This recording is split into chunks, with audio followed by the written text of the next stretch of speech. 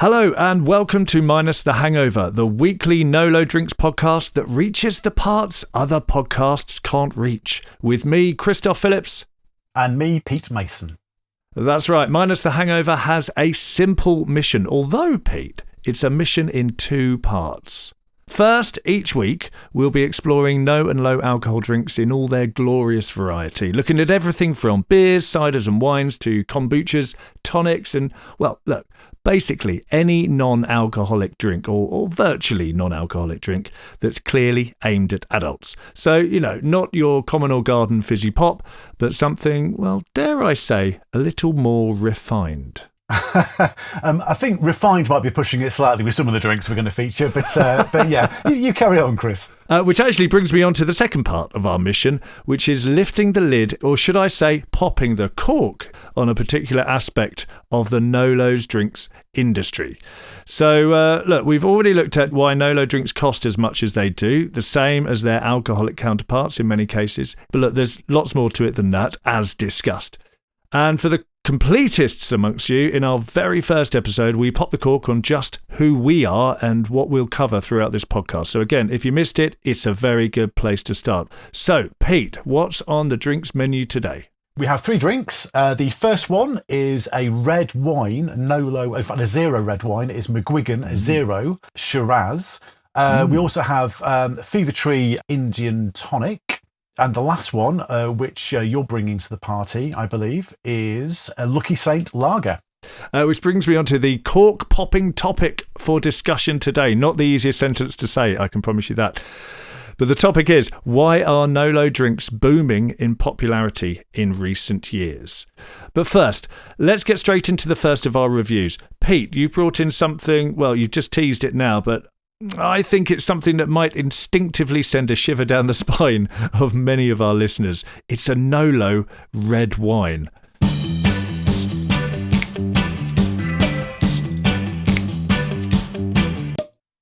McGuigan Zero Shiraz. So McGuigan's quite a big Australian wine brand. In the supermarket, you'll find their bottles for anywhere between kind of £5.50 and £8 for their standard drinks. But they've got a zero range as well. And this is one of them. This is their red, which is the Shiraz. And they've also got a Sauvignon Blanc, a Chardonnay, a Rosé, and a sparkling one as well. This wine itself is £4.25 or £4.50. That's the kind of price range. You can get it in Asda, Sainsbury's, Tesco's, all sorts, basically. The duty on wine is about £3-ish, something like that. And these are somewhere between £2 and £3 cheaper than McGuigan's equivalent wine. Right, so actually, okay. It's quite fairly priced compared to something like Guinness Zero, which is the same price with or without alcohol. So McGuigan gets essentially a thumbs up, in terms of value for money from that perspective at the very least. Yeah. So this is a red wine. As I say, it's a Shiraz. It does actually say they do recommend that you serve it slightly chilled. So I have chilled one glass and I have the rest of the bottle at room temperature. So I'm going to try both. Let's crack into it.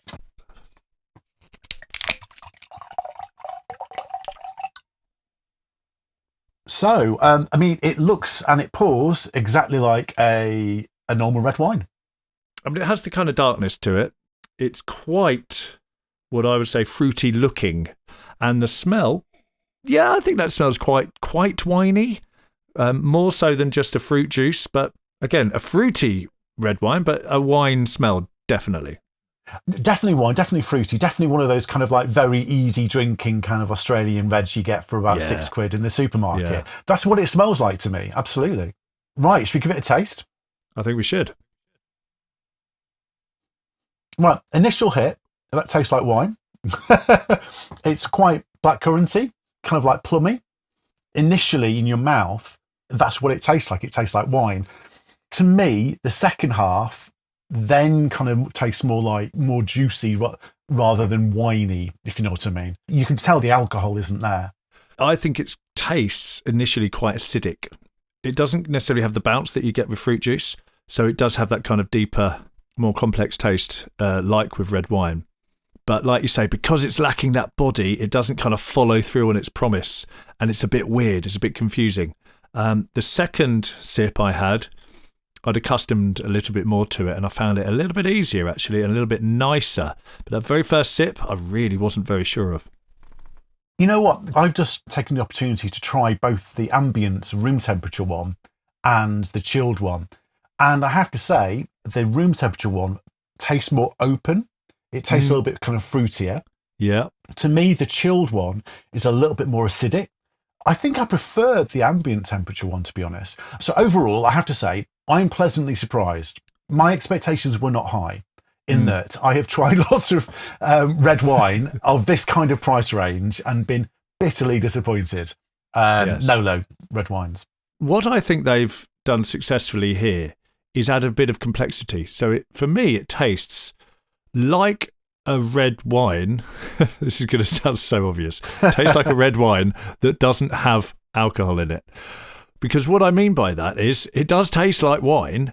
It just lacks that body that kind of can't be faked or cheated by any other means. Without that body there, without that kind of alcohol to flesh it out and add that depth, particularly as you swallow it, the mouthfeel and the aftertaste. It's a tricky one. I'm still thinking about it and I'm still sipping it. Compared to other red wines that I've tried, NoLo red wines is pretty good. There's a reasonable amount of body for it. There's some tannins and there's a bit of sweetness. Honestly, I'm really enjoying it, both ambient and chilled. I think I prefer ambient, but I'd be happy either way. Well, it's an interesting one as well because, there is quite a trend these days for chilled red wines. The version I've got here is slightly chilled. In that 1 hour, it did chill in the fridge. And I agree, it has that sort of chilled thing, but I think as it's warming up, it is opening up. And it is tasting more like a red wine as I know it, and those tannins are coming out, and maybe it's going to be a little bit of a grower on me. First impression, not so sure of, but I think it's got a little bit more going on for it than I very first thought. I just want to talk a little bit about the drink itself as well. This is a zero product, so there's no alcohol, or there's almost no alcohol in it. They say it's got less than 0.05%. Compare that to kind of low alcohol things like, the Lucky Saint we're going to be having later on, where that's 0.5%. This is less than a tenth of the alcohol that has in it. And it's de-alcoholized as well. So they do actually make wine the traditional way and then remove the alcohol in order to make it a zero product. Yeah. In terms of calories, it's pretty low. So you're looking at 29 calories per 100 ml. So if you were going to have like a medium-sized glass of wine, 175 ml, that'd be 50 calories, which is low. That's pretty good. In terms of ingredients, it's 96% wine, de-alcoholized wine. And almost the rest of it is grape juice concentrate. Then there's some preservatives in there as well. So sulfur dioxide, potassium metabisulfite, dimethyl dicarbonate. These are there basically because there's no alcohol in it. Alcohol in wine is a preservative. Kind of sterilise it, doesn't it? Yeah, no, absolutely. Lots of things don't like growing in alcohol when it's like 12.5%. Yeah, so these are sort of standard E numbers that go into it. And you see sulfites in wine as well. So from my perspective, like a few preservatives don't really matter. Then the final ingredient is a stabilising agent, which is just gum arabic. So that's from a tree, basically. And I think that basically stops it from crystallising. Just like last couple of things to say about it, it's vegan, it's labelled as such. It's also gluten-free, which you would expect out of a wine anyway. There's no ingredients in there that you would expect to contain gluten. Yes, that is McGuigan Zero Shiraz. Shall we rate it? I'll tell you what, Pete, I'm going to throw it over to you first. The context that I'm looking at this within is not necessarily comparing it to standard red wines. You and I, we're fairly new to kind of NoLo drinks. We're absolutely kind of feeling it out. We're exploring it through the medium of podcasting. And this is probably the 5th or 6th red wine that I've had, NoLo red wine. And this is probably my favourite, actually. Yeah. I really enjoy this one, actually. It's got a lot more body than I thought. My expectations were low and I have been pleasantly surprised. So from my perspective, it's a thumbs up. Fair enough. Okay, so look, I enjoy it. when I drink it. I wasn't sure at first, but I think it is nice. I've actually had 2 kind of small glasses now, but I've worked my way through.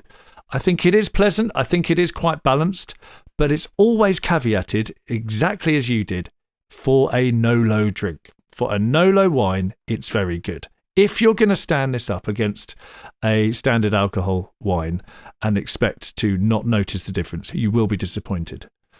But on its own terms, just like you said, it's pretty good. So I'm going to give it a slightly caveated, less enthusiastic, but it's still a thumbs up. Okay, so it's 2 thumbs up for McGuigan Zero Shiraz. Certainly is.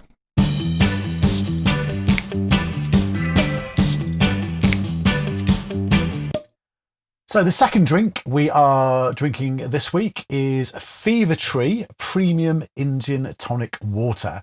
So yes, we thought we'd go for a tonic water because we are trying all sorts of NoLo drinks and associated. Well, it's true. We keep threatening that we'll do all these far-flung and different things, not just beers, not just wines. And here we are. We've got a tonic, so why not? And one of the reasons we want to look at tonic waters as well is because in the future we want to look at gins, NoLo gins. And so you and I, Chris, we've talked about this and we've talked about, well, let's try and find a tonic that we really, really like that we can use as kind of a reference tonic. Yeah. The sort of starting point so that we can build any gin and tonics on top of that, knowing where we're starting. It seems to make sense, at least to us. To that end, we wanted to get something which is premium. So, good quality ingredients, available pretty much everywhere. So, no matter where we are in the UK, or with this particular drink worldwide, pretty much. So, yeah, Fever Tree. As a brand, I've heard of it. I'm guessing you've heard of it, Chris. I certainly have. Excellent. So, it is one of the most famous UK mixer drink brands. It's actually been around for about 20 years. So It was established in 2004, but I think they released their first drink in 2005, which was their premium Indian tonic water. It is British. I think they originally started producing in Somerset. The company is otherwise based in London, but it is now absolutely international. They sell in something like 70 different countries around the world. So, this is probably their... Well, to me, they're kind of like flagship product. It is the quintessential British... Quinine-essential. Quinine-essential, very nice. Oh, that's excellent. Very good. Because, yes, I mean, famously, it contains quinine. Did you know the Americans pronounce it quinine? I did not know that. Do you know what quinine or quinine is? I don't know exactly what it is, but I know it was used for malaria treatment, and that's kind of where it gained its kind of popularity in the Raj, if you will, in British India. But I don't kind of know what it is. Yeah, I mean, so quinine's been around for quite some time and it predates the British Raj. What happened in the Raj is when they needed to essentially administer the quinine. As far as I'm aware, basically, it's kind of like a powder or something like that when you're using it as a medicine. Okay. And in order to sort of kind of, make it more palatable, they would put it in their soda water and it tastes very bitter. So they would add sugar to it. And that's what tonic water is, basically. And then add gin to it as well, presumably. To make it even more palatable, absolutely.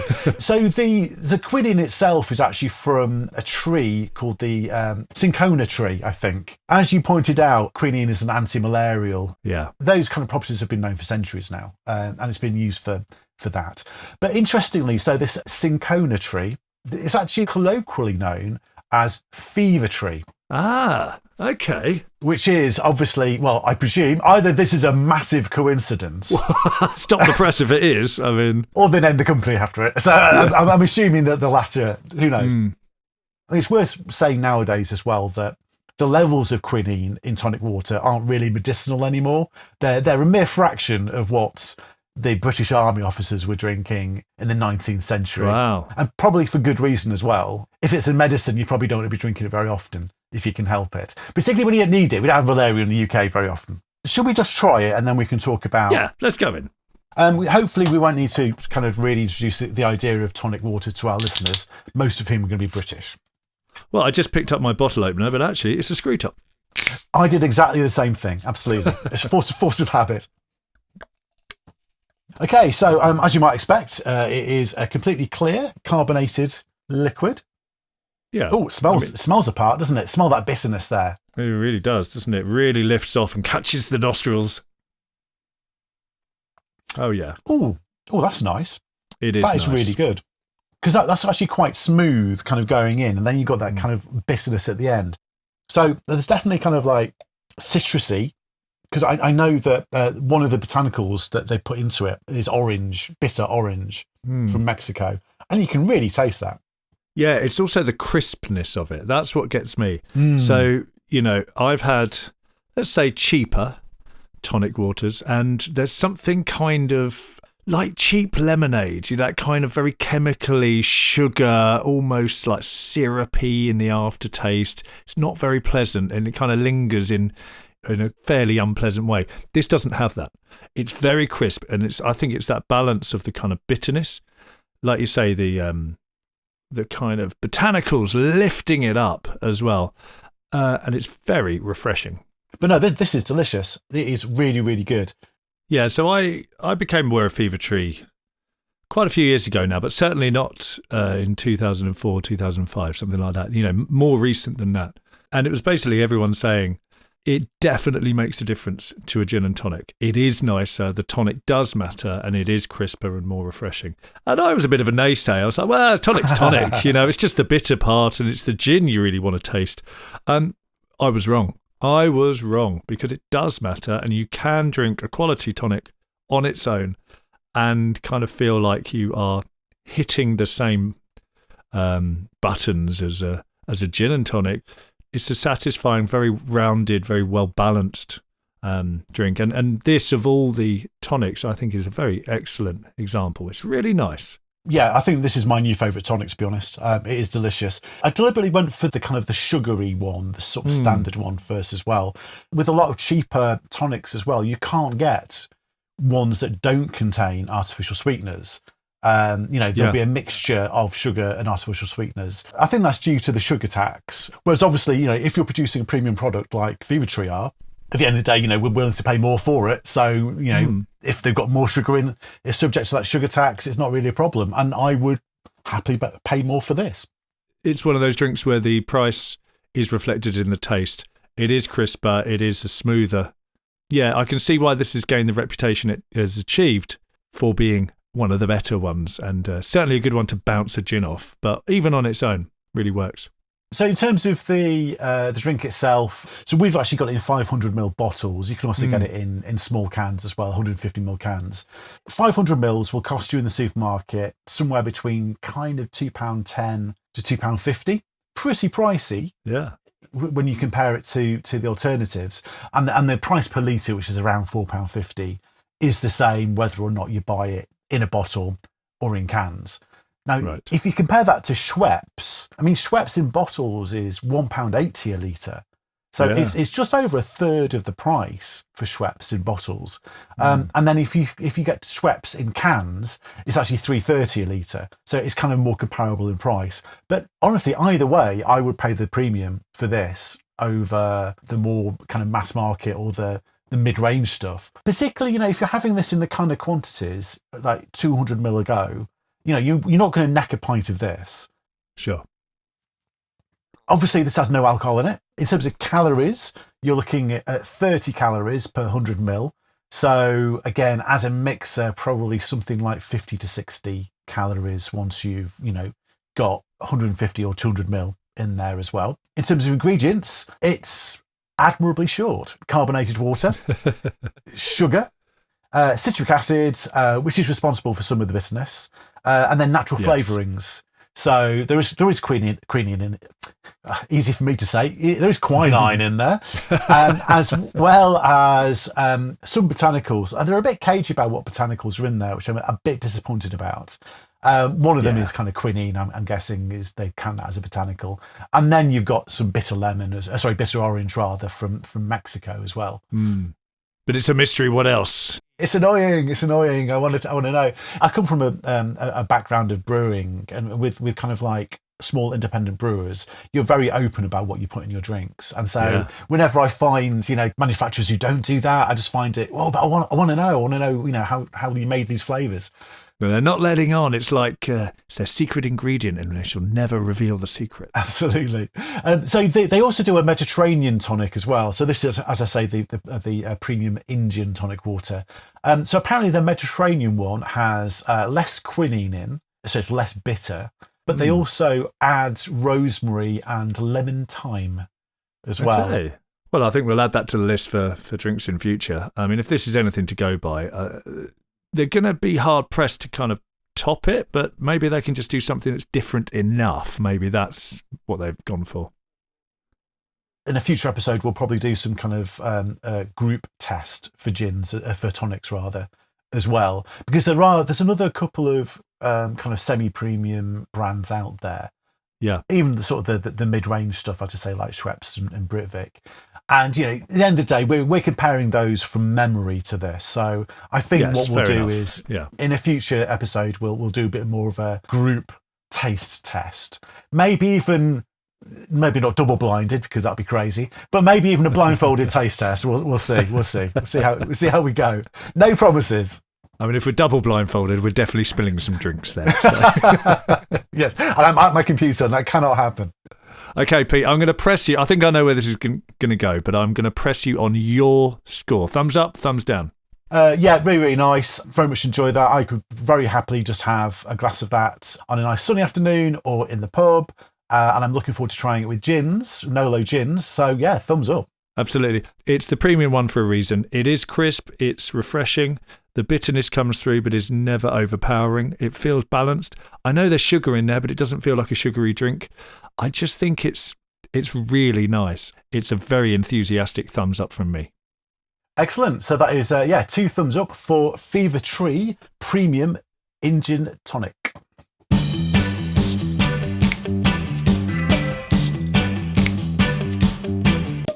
Okay, so now we're going to move on to the big question at the heart of this whole episode. So why are NoLo drinks booming in popularity? Now, that's been slightly reflected in the choices of drinks that we chose. We've tried to go across the board, pick out premium brand, a red wine that you wouldn't necessarily reach for straight off, but actually we were quite impressed with. And we're going to get to Lucky Saint after this. But Pete, it's a big question. I know we kind of touched on it at the very end of last week's episode. Why are NoLo drinks booming in popularity right now? And you know what? To kind of unpack that as a question, I need to take you back in time to the Middle Ages and the Industrial Revolution. This is exciting. Yeah, bear with me. Now, of course, going back that far, we don't really know how people lived. We have some kind of scattershot accounts of what people ate and drank. We know in royal courts and all that, and, that would often be wine and beer and ciders and things like that. But what did normal people eat and drink? Well, it's hard for us to know. But one thing we do know is that when you live in a very small kind of hamlet or village, things like that, you have access to fresh water. That's an absolute must. Now, that's how people lived for a long, long time. And that was absolutely fine because you couldn't have big towns or cities, at least not easily, because they had to grow their own food. You needed to be surrounded by the land. That all changed with the Industrial Revolution. Now, with the Industrial Revolution, you suddenly had people moving out from the countryside who'd been displaced by, a tractor has been invented that takes the job of 30 young men, does that job in one day. Well, they now need to go and find work because they are no longer working the land. They start moving into towns, building those towns up, building cities up. And there you get a real problem. And the problem is drinking water. Now, very major cities got round this because they were few and far between and they could build things like aqueducts. The Romans were famous for it. But when you start getting lots of towns and lots of cities springing up, well, that's a massive investment and you can't do that. But you can't have everyone drinking from the wells, because the wells run dry, and if you start bringing in water, well, it starts being very unsanitary. There's no sewage system, so you get a lot of kind of human waste just kind of mingling about, getting into the water, and you start getting real bad things happening. People get very sick very easily. So what was the solution out of this? This is where the Middle Ages part comes in. Now, they started making beer. And as towns had started growing up, even before the Industrial Revolution, they developed what they called small beer. So this, you'll know about this, Pete, but it's kind of weak beer. And this was quite a good way of getting liquids and a little bit of nutrition to people, because it is, the alcohol, small as it is, helps to sterilize it. So it makes it safe to drink, which means you can transport it. Now, that started in the Middle Ages, but it really took off with the Industrial Revolution, because suddenly you get people living literally, 20 people crammed into a room. That's where they live. There's no water for them to drink, but they can get these super weak ales to drink, small beer, as they called it. And that's where our story has to start, because it was very common for people to drink beer in this way. Kids would drink beer.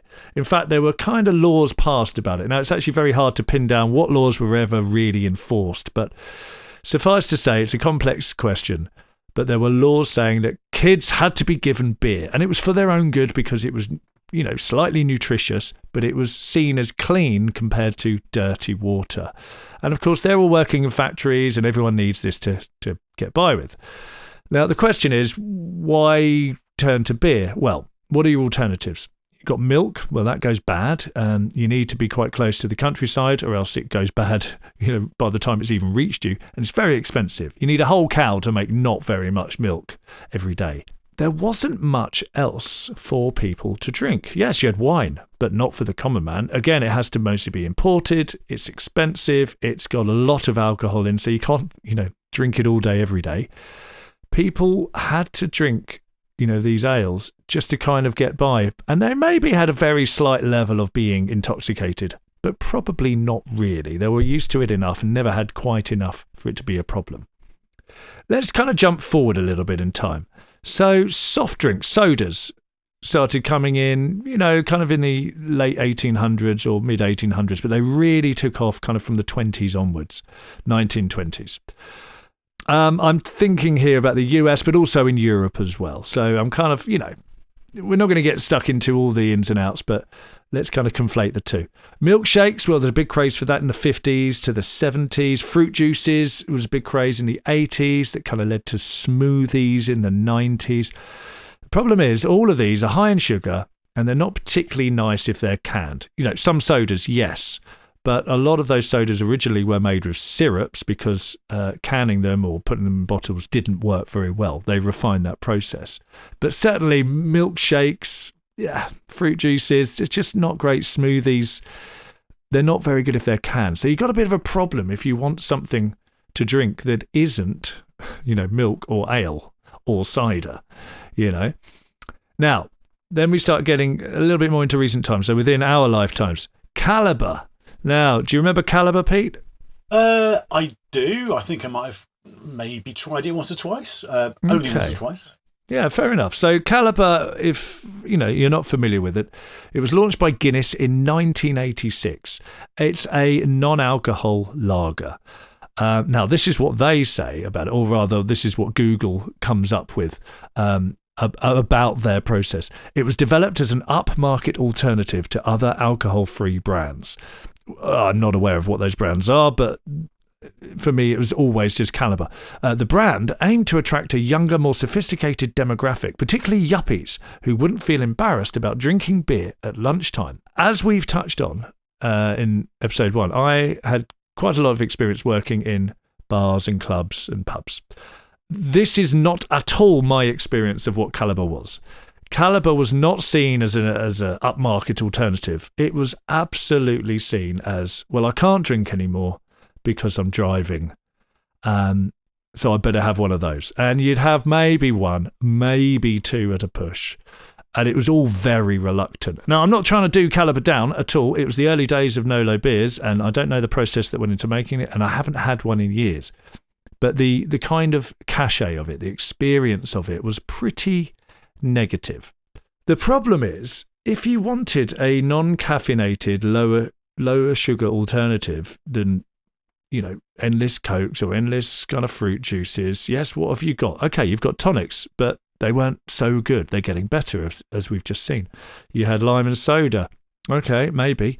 There wasn't a lot to sink your teeth into. There wasn't a lot of choice. Now, that's a little bit of backstory and a little bit of history to it. I want to jump now to where we're at now, 2025. So, how booming is the NoLo drinks industry? Well, look, there's actually very limited data on it. I really did a lot of digging on this, and it's hard to pin anything down on quite how booming it is. But everybody and every source widely accepts there is an upward trend. It is really taking off. It is one of the growth markets in the drinks industry. It's actually seen as quite a revolution because suddenly there's this whole new way of packaging products, but also the products themselves, actual new flavors, new brands, new things that can be developed to get out in front of audiences. So the signs are there. And there are a lot of signs, actually, about the success that we have going on at the moment. So it's not just us deciding that it's booming. If we look at the signs, we can really see that NoLo drinks are booming. Well, this podcast, for starters. We wouldn't be doing this podcast if we didn't think there was a market for it, if people weren't interested in it, if there wasn't any products to talk about. If we only had Kaliber to talk about, it's a short series as a podcast. So look, you got us as a podcast, but there's clearly a rise in availability as well, and in the range of NoLos that are available. Now, they're available not just in specialist vendors. You can get them in local shops. You can get them in supermarkets. They're in pubs and clubs, on tap very often. There's major global brands such as Heineken and Guinness have their own versions, and kind of everything in between. We've already touched on that in just the few episodes we've done already. But now we get to the problem of kind of going, what are the causes? Why? Right. So you have to think of it in two ways. You have to think of the boom as being partly in favour of NoLo, so for NoLo drinks, no and low alcohol drinks, and partly against, as a move against alcohol being present in drinks. They're two slightly different motivations, and there's slightly different causes for them as well. But they do get mixed up together in some kind of weird hybrid cocktail. I mean, I don't want to mix metaphors any more than I did last week, but there's quite a lot there. Too late. Exactly. So look, I'm just going to do a very kind of potted talk through on some of these causes. So look, there are things like dry January that have come in. There's clearly periods in people's lives where they are opting not to have alcohol. Now, that can be for something like dry January, or it can be for other reasons. Look, there's other things as well. So there's a greater awareness of the health impacts of drinking alcohol. We're not here to lecture anyone, but we're all kind of aware that it can have an impact. And we've certainly, if you do drink to any degree, you've experienced some level of a hangover. So, and that ties into a general trend towards healthier lifestyles. Now, I'm not saying everyone's suddenly a saint and all of that, but generally there's an awareness of fitness, of eating better, or at least aware of what is better to eat than what isn't. It's cultural, but it's down to the individual as well. So as such, you get a lot more people who don't want to have a hangover and will make a choice that will inform how they're going to feel the next day. Well, if I have that drink, an alcoholic drink, I don't want to jeopardize tomorrow, so maybe I won't. And they look for an alternative. I am reluctant to say it's a healthier choice because a lot of NoLo drinks, as we know, have still quite high sugar content, or they can do. Certainly, we tried the cider, and that did have quite high sugar. So it's a contentious statement to say it's a healthier choice, but clearly this push towards a healthier lifestyle can be contributing to the success. Now, so there's a corresponding fitness boom that goes with that. And I've even seen people and heard people quite recently describing the gym as the new pub or the new clubbing. You can get, the music fix that you want. How often do we really listen to loud music and really concentrate on it and kind of get rid of everything? We do it when we're clubbing, we're dancing, And we do it at the gym or when we're running, something like that, that the music fills our head. They get the music, they get the social side, they go with their friends.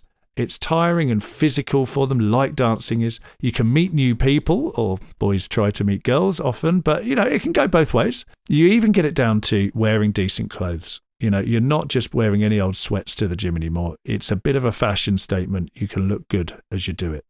So there's quite a culture around it.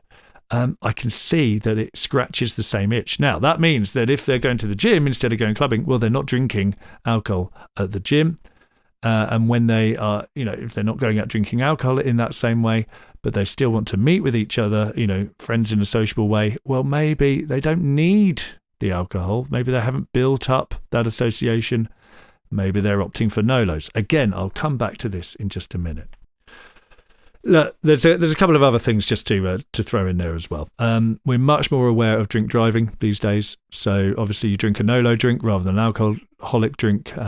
There's no risk of drink driving. If you think about clubbing as being kind of one of the great moments where you will go out drinking and have a whole night out drinking alcohol, clubbing isn't what it used to be. I teach at a couple of universities. Students do not have that relationship in general that we did with alcohol. Yes, they'll still get drunk here and there, but it's not so regular and it's not a massive part of their thinking. And what we see is actually there's changing habits in particular young people, but across the board we're getting changing habits in how we drink. Do we pop into the pub in the same way that we used to? I used to go most evenings, just pop in for one. I don't anymore. And that's not just because of where I am in my life. People have started to move away from the pub being that central hub of the community or their social life. And the occasional drink is still fine. But also, people are less inclined to go out and get as drunk as they perhaps used to when it was, endless free shots and 3 bottles for the price of one kind of deals on at nightclubs and things like that. And lastly, just to throw this in there, the smoking ban in 2007, where, suddenly you couldn't smoke in pubs, it changed a lot of people's relationship to the pub. As a former smoker myself, I can say when you have an alcoholic drink, it does make you want to smoke more. I think it has been established what that mechanism is, but smokers knew it for years and years. It was a known thing. Changing that, so you have to go outside, well, with the British weather, maybe that affects your relationship with alcohol. Maybe you're just not going to do it as much because it isn't just as comforting to sit there and kind of keep drinking and keep smoking and not have to move or do anything. So look, I think there's a lot in the mix.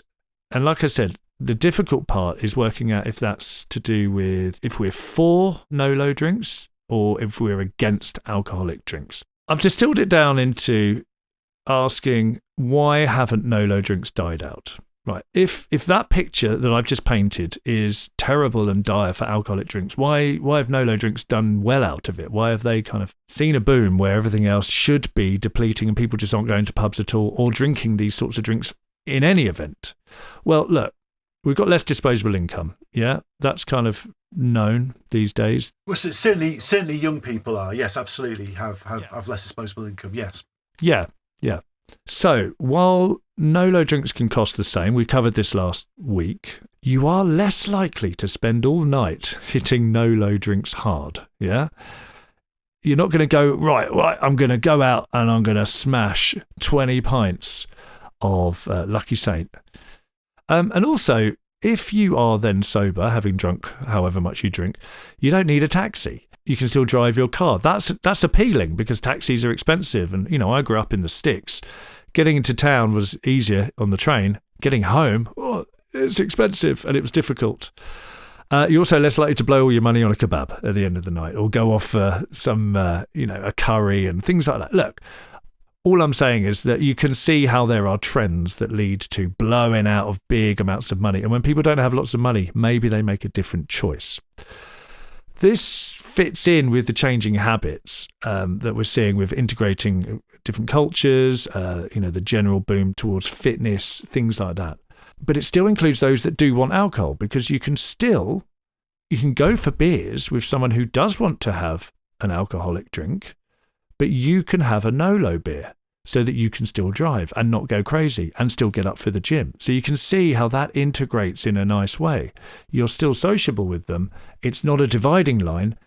And not least, of course, that you've got some new players on the scene. We've just seen with Fever Tree, we've got Posh Tonics. We reviewed it last week, CBD-infused kombucha. You didn't have these available 20 years ago. So, they help to create a demand for non-alcoholic drinks. And where that fits in with the ones that emulate beers and ciders and wines, well, you can see how once it starts being normal, that you've got more choice, you're not looked at funny if you order it. I can tell you, 20 years ago working in pubs, if you ordered a Kaliber, you got a big kind of derisive cheer from people in the pub. Oh, here we go. Oh, he's on the Kaliber. Poor guy. Almost patting him on the back for getting a Kaliber. That was the view. One other aspect that is really difficult to quantify, and this might just be my own view, is I think there's a sort of nostalgic hangover to having alcohol, non-alcohol versions of alcoholic drinks. If my friend is going for a alcoholic beer, I could very easily have a tonic. I could have a kombucha. I could have a flavoured water. There's something in me that wants to join him for a beer. Even if I've got all those reasons to not have the alcohol, I'm more likely to choose, for me, the de-alcoholized beer version of that drink, because there's something about going for a beer with my mate. That's what I mean. There's a sort of nostalgia surrounding it or connected to it. So I think we've reached a bit of a critical mass with a generational shift away from pubs. It's too expensive for many people. They haven't grown up with it in the same way. They haven't developed that kind of culture. They just don't automatically turn to it in the same way. Now, of course, by doing that, by not choosing to go to a pub in the same way, that puts a strain on pubs because they're not getting the clientele, which pushes up prices, which puts off even more people, and that is a vicious cycle. Where the flip side of that is, there's more NoLo brands proving successful, so more and more appear. One gets successful, it's if it's a good version, people like it, they're more willing to maybe try a different one. And the big brands jump on board, as we're seeing at the moment too, and that becomes a virtuous circle. So we've got a vicious cycle of a generational shift away from drinking alcohol in pubs, and a virtuous circle of getting more and more brands, NoLo brands, proving successful, so therefore you get more and more, and they become better and better because the competition ups their game. When you have these big brands that are pumping millions and millions of pounds or dollars or whatever into promoting their products, they're actually not only selling themselves, their brands, they're also selling the concept of drinks. Yeah. It is a slow change, but younger people are often driving these sales, and they have helped this critical mass be reached, I think. To explain why right now is such a boom for NoLo drinks. Well, there we have it, folks. I mean, there's lots that we can get into, and I think it's something we'll return to, but hopefully that helps to uncork that as a question. Why are NoLo drinks so booming? Well, we'll find out more in the future.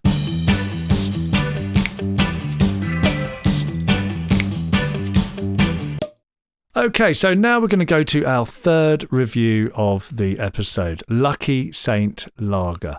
It is 0.5 alcohol, so it's an unfiltered lager, but it's de-alcoholized. So it's got 53 calories per 330 ml serving, which is what the bottles come in.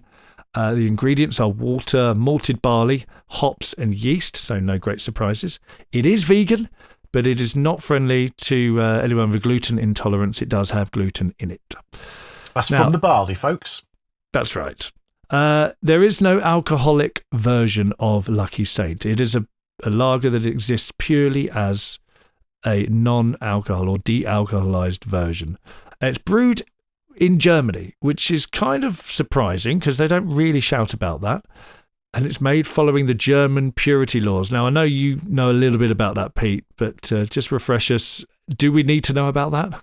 I mean, I'm going to tell you. I don't really care if you need to know. So it's called the Reinheitsgebot, or the German brewing purity laws. And yeah, basically it just says that all you're allowed in beer is water, barley, hops and yeast. And it's kind of, I mean, it's not really a law anymore in the sense of, obviously in Germany, you are allowed to put other ingredients in beer. But so nowadays, it's more of a marketing kind of, thing. That basically they haven't messed around with kind of like sugar or rice like you might get in American Budweiser and all that kind of stuff. It's the genuine article is what they're saying. Yeah, no, absolutely. But as I say, nowadays it's more of a marketing thing. Although I do, when they say that they brew it according to those kind of rules, there's no reason to think otherwise. Fair enough. Okay, I think let's get in. Let's open it up and give it a pour and see what we think. Okay.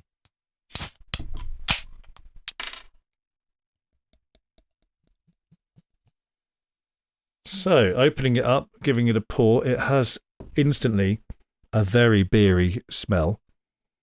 You can smell the kind of the hops lifting off from it. The malted barley, absolutely. Toasty malt. Oh, that smells good. That smells very good. Now, it pours into the glass. It's very nice and clear. Very good carbonation. It's formed a head. And the smell is absolutely like a lager like you'd expect. I wouldn't be able to tell if that was a standard lager or a NoLo lager, just from the smell. I think you're right.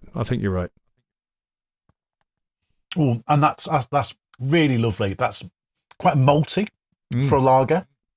Again, quite biscuity as well. It's quite crisp. I'm getting a bit of kind of citrus coming through from the hops. Yeah. I don't know about you, but I'm getting quite a lot of body from that. Yes, absolutely. It's got a really lovely mouthfeel. That's the thing that really jumps out for me. There are interesting flavours going on. Everything that you just said, that kind of lovely malty, biscuity taste coming through.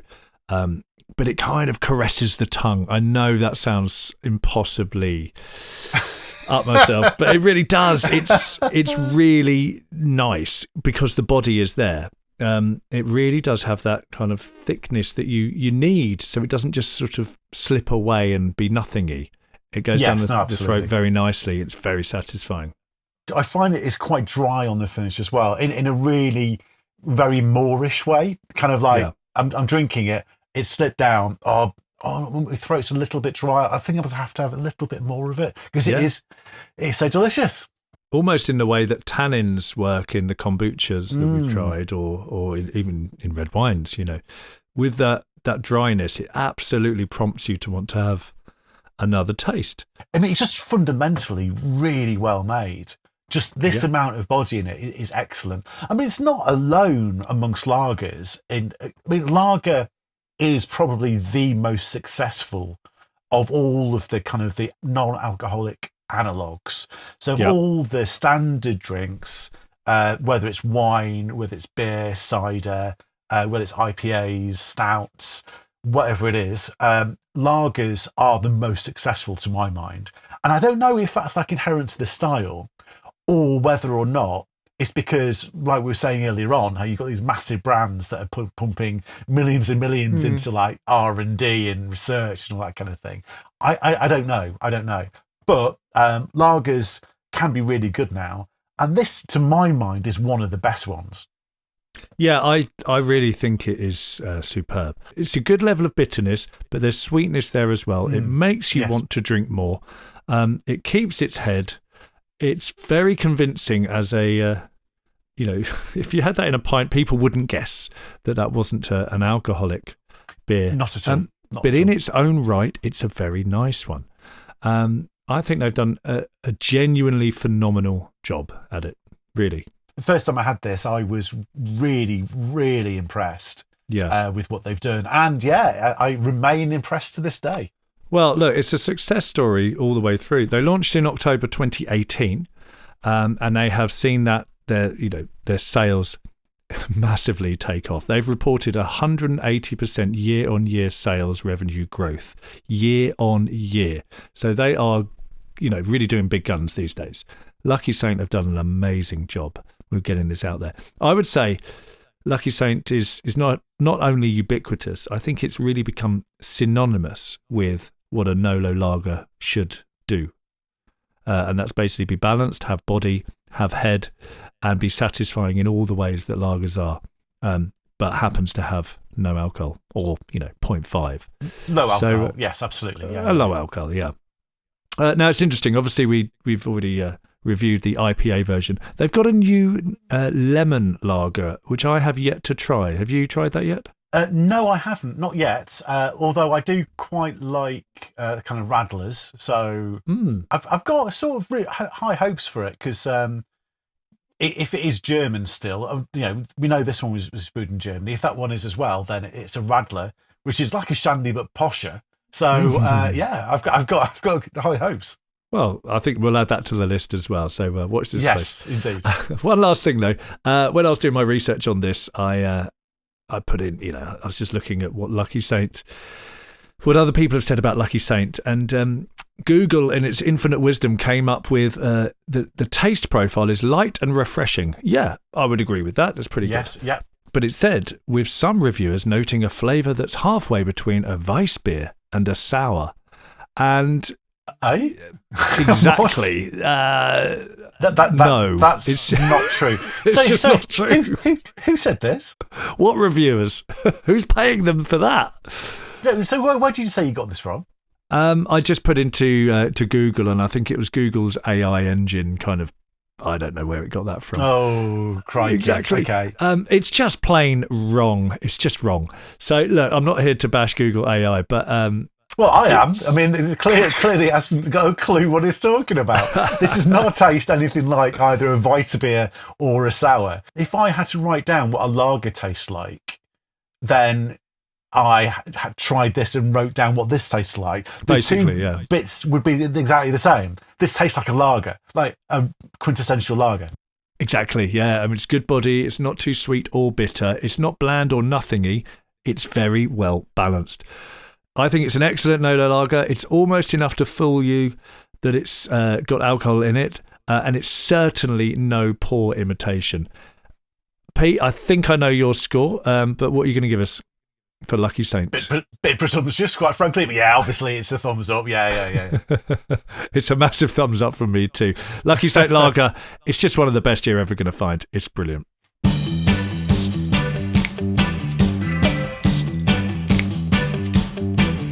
So there you have it, folks. The very latest episode of Minus the Hangover, and one that, if you had it turned up incredibly loud, may have just been as booming in volume as NoLo drinks are booming in popularity. I know. Okay, enough. So, as ever, please make sure you hit that follow button on Spotify or wherever you get your podcasts, and please do spread the word. You can also find us on X or Twitter, Blue Sky, Insta, Facebook, Reddit, Linktree, all the socials. Just search for @minusthehangover, all one word. And if you've got a question you'd like to put to us or a drink you'd like us to review, please do get in touch. You know, Pete, we're actually starting to get our first suggestions coming in. Pretty exciting. That's exciting. Yeah, it is. It's excellent. Good. Yeah. Bit left field as well, so they're challenging us and we're having to put our thinking caps on. It's nice. It's really good. There we go. All that's left to say is, well, thanks for listening in to Minus the Hangover with me, Christophe Phillips. And with me, Pete Mason. And we hope you can join us next time. Till then, have a great week and enjoy whatever drink takes your fancy, minus the hangover. Cheers then. Bye-bye. Cheers. Goodbye.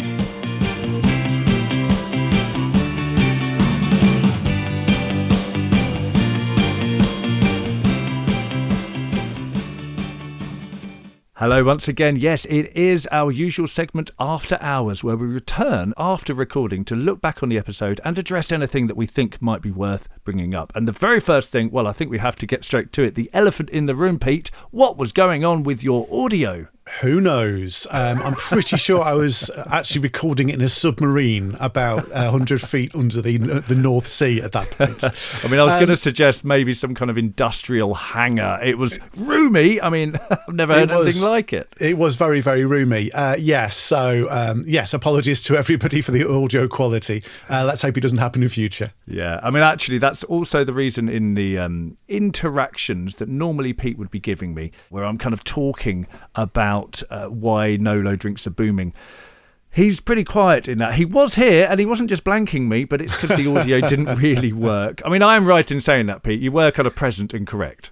I'd switched off hours ago, mate. No. You can't say that. Yes, as you say, the sound quality on my recording was not great. So yes, apologies again to all our listeners. There we go. Now, there was another thing I wanted to bring up, and it was to do with our McGuigan 0% Shiraz. Now, not the review itself. I don't have anything to add to the review. Do you, Pete? No, I stand by my words. Absolutely. Good man. Now, the thing I wanted to bring up was, being a bottle of wine, there was quite a lot of it, and I didn't drink it all at the time. So I did what I always do and put it on the side in the kitchen to use in cooking. Now, I can happily report you can use it in cooking, just like any other red wine. Well, basically, Pete, because it is a red wine, isn't it? It is, absolutely. It's basically, I think, 96% de-alcoholized red wine and a bit of grape juice. So, yes, absolutely.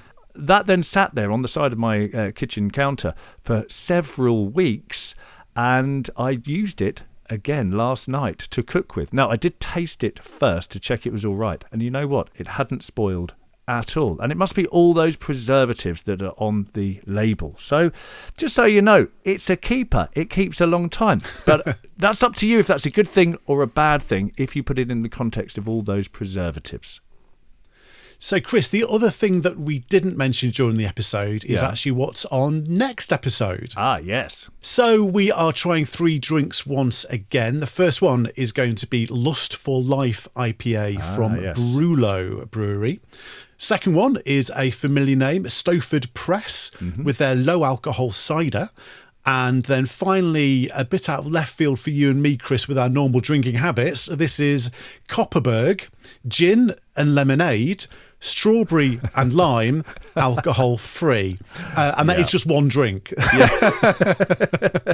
Yeah, it sounds like it's going to be 6 drinks in one. Indeed. Maybe it will be when we taste it. We'll find out. And the other thing as well we're doing next week is we'll be doing another feature. I'll be giving you a guide to ABV. What does it stand for and what does it actually mean? So that's what we're covering. That's going to be coming up next week. This episode, in fact, launches on my partner's birthday. So I just want to say a very happy birthday to Claire. We love you. From all of us at Minus the Hangover, have a very, very happy birthday. Yeah, happy birthday, Claire. So please do join us again on the very next episode. And in the meantime, do get yourself out there and try some new NoLo drinks. But for whatever drink that you do have, do enjoy. And of course, enjoy Minus the Hangover. And we'll see you soon. Cheers, everyone.